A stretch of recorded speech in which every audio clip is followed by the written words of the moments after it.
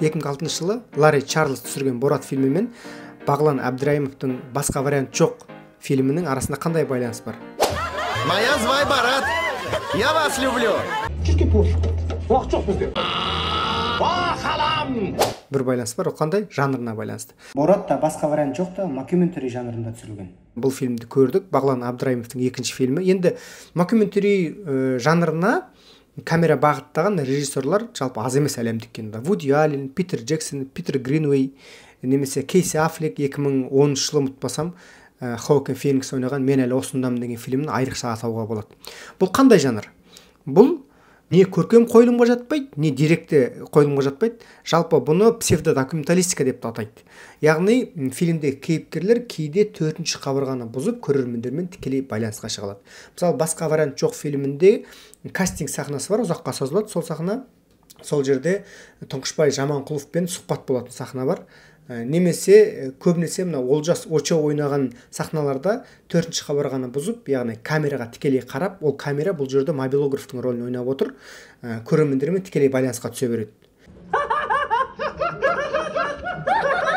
Міне осы мокюментари жанрына тән стиль. Оқиға не туралы? Басты конфликт не? Қысқаша айтып өтейін. Олжас Очо өзінің өзі ойнайды. Дәурен Мирзиевич деген біреу оны шақырып алып, бизнесмен болу керек. $1 миллион береді, қолына сөйтеді, отбасылық фильм түсіреді. Енді жанр заңдылығына сай конфликт болу үшін Олжас қасындағы Рауан деген досы келіп әлгі ақшаны алады, сөйтіп жоғалтып алады. Конфликт үлкен, $1 миллион жоғалтып алсаңыз, сіз не істеуіңіз мүмкін, мысалы? Есіңізден танып қалуыңыз мүмкін, жынданып кетуіңіз мүмкін, енді өте қиын жағдай деп ойлаймын. Конфликт зор болғаннан кейін кейіпкерлердің мойнына үлкен ауыртпашылық түседі. Демек, 90 минут бойы олар не істейді, енді осы ауыртпашылықты, қиыншылықты жеңу керек. Басқа вариант жоқ фильміндегі сюжеттік желіні баяндап беруден аулақпын. Бұл фильм дейтін ұғымға қарама қайшы түсінік. Сондықтан өздеріңіз барып көресіздер кинотеатрдан.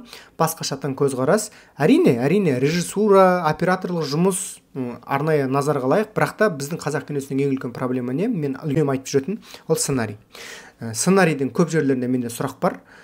Енді сценарийде кішкене сұрақтар болғаннан кейін кейіпкердің қимыл қозғалысы, оның әрекеті, мінезі қосымша сұрақтарға көміліп қалады.